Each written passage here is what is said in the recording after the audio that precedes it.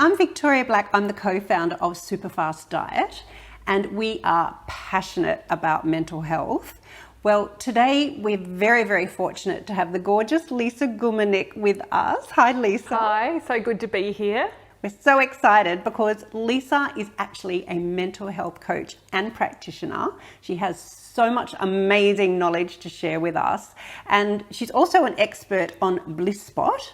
And today we're going to talk about your mental health, particularly stress and anxiety, and the prevalence of it in our society and why it's so important to talk about it. Yeah. One of the reasons it's important to talk about it is to normalise it. Yes, for sure, for sure. Yeah, and that we can bring it to everyday conversations. And the reason that that is also important is because there are so many of us, so many Australians that are affected by stress and anxiety. So it's 1 in 7 Australians is currently experiencing anxiety. And actually, that statistic is huge. So we look at that, and that is, several million Australians. And those statistics were pre-COVID. So I can imagine what those statistics are now after and during COVID. Yes, for sure, for sure. And then those statistics are also 1 in 4 Australians will experience anxiety in their lifetime. So a quarter of our population will actually have, is that like a clinically diagnosed anxiety? That's not necessarily diagnosed. No. They're some of the symptoms associated with anxiety. Right, yes. So can you explain to us what you mean by anxiety? What does that feel like? So what that feels like, we've just done another video on what it feels like, but it can be a number of things. It can be different thoughts. So worry, fear, overwhelm, nervousness are some examples of some emotions associated with anxiety. But also different things can physically occur in the body as well. So there can be heart palpitations, problems with digestion, sweating.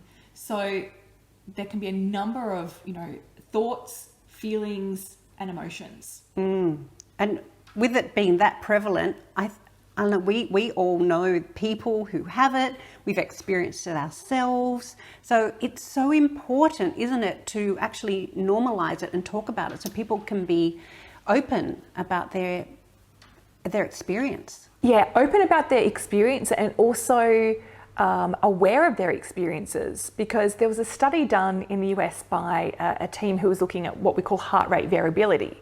And they asked people, did they feel stressed? 50% of them said yes, and 50% said no. Right. And then with the 50% that said no, they put them through some testing, and they found that 90% of them actually were experiencing physiological stress that was happening within the body that was in line with disease and illness. They had that level of stress. So even people who think, no, I'm not stressed, potentially actually are, because their body, whether they're aware of it or not, is experiencing some physiological changes. That's rather frightening, isn't it? It is. What can we do then, Lisa, if we are feeling like we're suffering from anxiety or stress? Yeah. So one thing is you can, talk to people, gain some awareness and some learning, having these, conversations with people.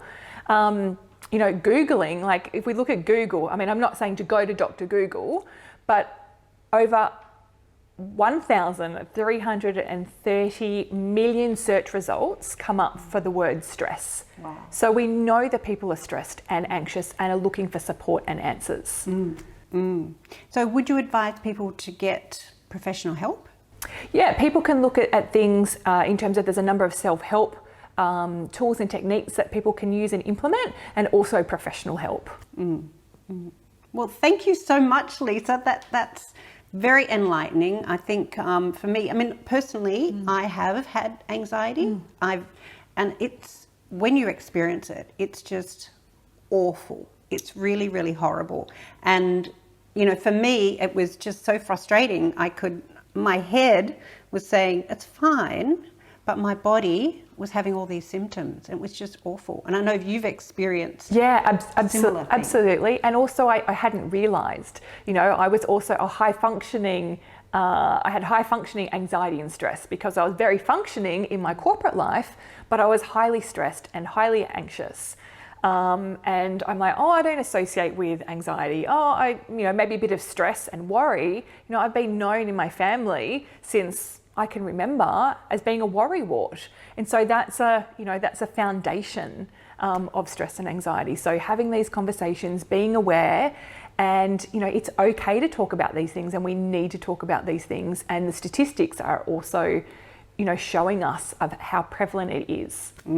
Yeah, good point. So if you're watching this and you're feeling stressed, you're feeling anxious, you are certainly not alone. So talk to your friends, talk to your family, talk to your GP, and get help if you need it. Thank you.